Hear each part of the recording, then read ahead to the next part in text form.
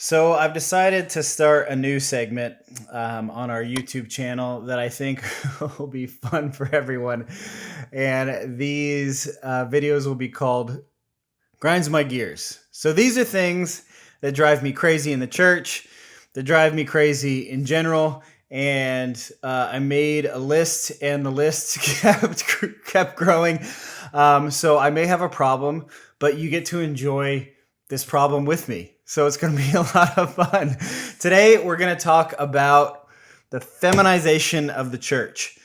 So this is one of those things that a lot of people are talking about right now, and you're seeing podcasts pop up all over the place that are like, men need to be men, blah, blah, blah, and it just gets super extreme and insane. What I'm going to try to do today is talk to you about where it's gone wrong as far as the feminization of the church, and also what we can do to actually get men back in the church. I want to challenge you this week. Go into whatever church you're in, look at the songs, the makeup of the preaching, and the makeup of your congregation, and I bet you could tell me the makeup of your congregation by how the songs and the preaching actually go. Is it challenging, or does it affirm and smooth out your problems? Is the worship Jesus is my boyfriend type stuff? Like, I want to cuddle Jesus all day long. And I got to be honest with you, a lot of that worship makes me super uncomfortable. I'm not a sloppy wet kiss guy. And I'll never be a sloppy wet kiss guy for all of eternity. If we're at the throne and that's what everyone starts singing, I will quietly change the words. So it's just one of those things that I think is a symbol of the pervasive nature of the feminization of the church overall. I could give you a whole history of it, how men started going to work and were off the farm and started to work in factories, and it was mostly women in the church, so pastors are trying to keep the women happy. Kids ministry also came out of that as well, so moms wouldn't have to manage their kids in church. Kids just used to have to sit quiet in church because they would be disciplined at home if they didn't. So here's the thing. If you go into a typical church, that's what you're going to find. You're going to find, even in the decorations, the purple carpet, the flowers, feminized decorations, and it's a place where men feel brutally uncomfortable. Think about your average dude. Just think about your average dude. How is he going to want to spend his Sunday? I'm going to go sing karaoke. How many men do you know love karaoke, right? There's a small minority. They'll go to impress a girl or go with a girl in the dating phase, but then after that, you don't see karaoke happen very often after that, do you?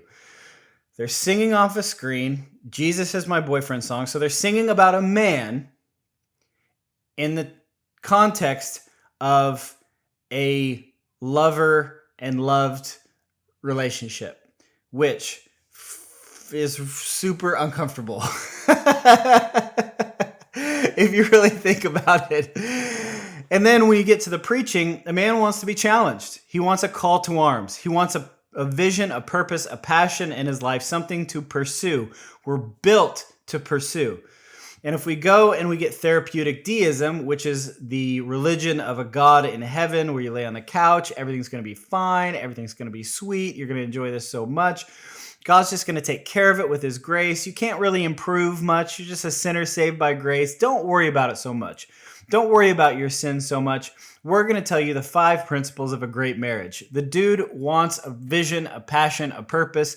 Everything else will take care of itself. And what's happened to the church is you go in and you have this hour and a half of this mushy, squishy crap, honestly, where you're not engaged at all as a man. Now, what's the other thing that they do in church?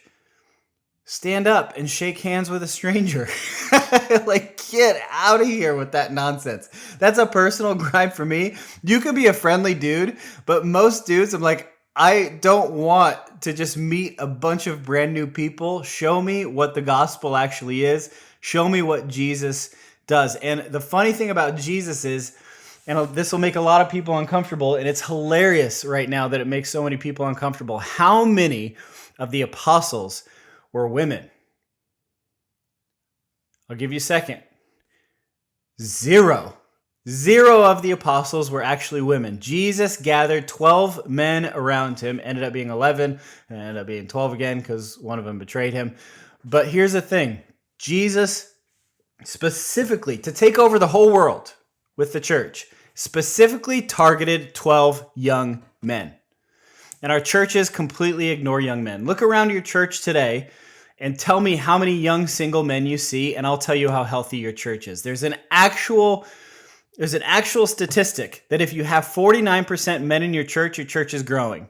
If you drop below 40% men in your church, you will stagnate growth completely. And I don't know exactly why that happens, but my suspicion is that most men are less risk averse. They're going to go after what the gospel has to say in every respect. And when they really believe something, their whole family gets saved. You have a 99.8% chance if a husband gets saved, the head of household gets saved, that the rest of his family will end up in your church. So who should we be targeting? Who should we be going after? Who should we be if you're seeker sensitive, which our church isn't at all. But if you're seeker sensitive, right? Who should you be targeting? Who should you be marketing to? Men, almost men exclusively. Think about it this way. I sit down with my wife in the evening, right? She wants to watch a show. She will tolerate and even maybe enjoy an extremely violent film, a war movie, right? And get something out of it. When it comes to the sappy, teenage level drama stuff, I get so excruciatingly bored. I don't want to watch it. Think about your church in that context. Not that it's entertainment, but if you just would preach what it says in the Bible, the way Jesus challenges us and the way even Paul the Apostle challenges us. I'll read you a verse he says. Why would Paul say this? Right? Because what's he aiming for? It's 1 Corinthians 16 and verse 13.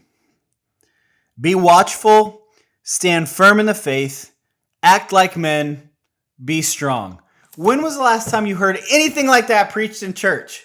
This literally drives me insane that we're not targeting men and men specifically in our churches. Because if you have a lot of men in your church, everyone else will come. Everyone else will show up. Because that's how society works, whether we like it or not. The whole world is telling you that everything is egalitarian. Let me tell you a little secret. Let's use Ukraine right now for an example, okay? Every fighting age male from the age of 18 to 60 was denied exit. They can't leave the country. They can't leave. Women, they can go to Copenhagen. They can go to the UK. They can go to southern Spain. They can go to southern France. They can go to these countries that are open and accepting, but they would not let the men leave. You can't have radical feminism when there's a war on. And I think the church needs to realize there's actually a war on, and the egalitarian thing doesn't actually work. You need fighting age males actually fighting in your church. All that stuff disappears when you realize you're in a fight. When you're a passive church, there's no pressure on you. You're not reaching the lost. None of that stuff is going on. There's nothing for a man to actually engage with. Have you ever noticed that when they do those little work parties at church, like you're going to go build like a single mom's home or something like that, or build a deck for them or bring food, all these men come out of the woodwork that never attend your church because there's something for them to do. There's actually something for them to engage with. And I want to challenge every pastor and every person that's part of a church right now. And I see this is brutal in the charismatic movement. I would say it's one of the worst ratios I've seen. Almost everywhere we've gone to preach, almost everywhere we've been, the ratio of men to women is staggering because it's an emotive experience almost completely. The charismatic church needs to get back to its roots in the word. If you read the original Pentecostal list of things, their actual charter, you will see what they believe about the word. And I think we need to get back to the roots of what the word actually says for us. When we turn it into a completely emotive experience, men don't necessarily know how to engage with that. And we're missing the point almost completely because they feel emotion for the most part after the action. I'm not saying men don't feel deeply. I'm not saying men don't grieve. I'm not saying, oh, big boys don't cry. But maybe we're crying a little bit too much. Maybe we're victim-y too much as a church. And maybe we're not calling people to difficulty. Maybe we're not calling people to what Jesus actually said, which is pick up your cross and follow me. If you don't hate everything else in comparison to me, then you're not worthy of me. He who puts his hand to the plow and looks back is not worthy of the kingdom of heaven, right? Pick up your cross on a daily basis. Jesus is saying that you're not a disciple unless you do these things. Those are the types of things that men actually want to hear. They don't want to be coddled anymore. The world is giving them comfort. We need to give them adventure. And in the church right now, we are at a huge deficit, and we cannot win the war on culture unless we get rid of the feminist ideals that are poisoning the church. Look at the entire progressive movement of the church right now. The acceptance of LGBTQAI, XYZ, add the letters. I mean, the flag is getting unbelievably out of control because it's so inclusive that they have no standards whatsoever. And it's obvious that they don't have any standards whatsoever because it's moving towards pedophilia. We told them in the 90s, they thought we were crazy when we said slippery slope. Those evangelicals, they're nuts. We're at the bottom of the slope, ladies and gentlemen. And the reason that's happening is because strong men aren't standing up in the church. Look at COVID. The feminization of the church means we're trying to keep people safe, not advance the gospel. Safety is never promised in the New Testament. It said he'll guard us. It said we'll be safe in heaven, eternally secure and safe, of course. But here on this earth, Jesus says, expect persecution. The response to 2020 COVID was an actual nightmare for the church. And too many pastors are getting back to their church, realizing that they shouldn't have kept anybody safe. They should have advanced the gospel in a time of need.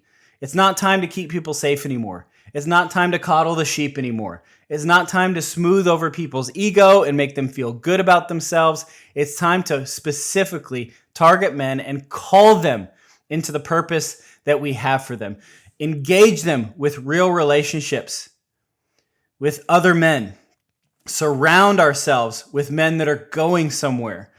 Because if we continue on this trajectory as a church in the Western world, we will lose completely our culture and we'll have to start from scratch. We have a small window right now where if we can kick out the world's ideas of what it means to be tolerant and accepting, because tolerance in the Christian language is not a word that we use. We do not tolerate the faith of others. We don't tolerate things that aren't true. We don't tolerate things like that. We don't tolerate even a lack of love in people. We don't tolerate sin. And that's what we're doing. We're tolerating everything in order to fill seats. And that's where the attractional church movement went wrong. Lots of people got saved. Lots of good things happened. On the opposite end of that, we're trying to attract people that want nothing to do with us. In fact, actually want to destroy us. And in the last 20 to 30 years, we've needed more and more strong men to stand up and say, this is the truth. I'll go no further. And with our families, you will not touch my family. You will not come close. And I will not tolerate this lack of truth in my life or in my household. So when it comes to things that really grind my gears, stop making the church for women. Period. And that's going to be something that a lot of people are going to be frustrated with. But let me tell you something. I don't care. Even a little bit. If you go for men, you win the war. If you stop feminizing your church, you'll move from just a mothering to fathering, which is what God actually commands us to do. And here's the issue, the issue if I can make it as plain as day. Maternal love for an infant is not scalable. Not everyone's a baby. If you take maternal love and you scale that to 1,000 people, you'll have a bunch of people that are needy, victimy, and you'll get this mindset in the church, which is the wrong mindset that the customer is always right. You want to feed the customer, take care of the customer because they're just babies. They just need help. They just need a little more. But what we need to do is draw a line in the sand, and people need dad. People need dad to come home. And that's why across the board, we don't believe as a church as an organization that a woman should be the head of a church. The woman should be the head of a ministry organization because they can't be dad in the house. Every single problem in society, in the church, can be rooted back to the fact that men weren't present to father others. And if we get back to that, we can win the war. Okay. Anything else? No, I think that's good for now, but we'll probably make more videos on this. Amen. Bless you.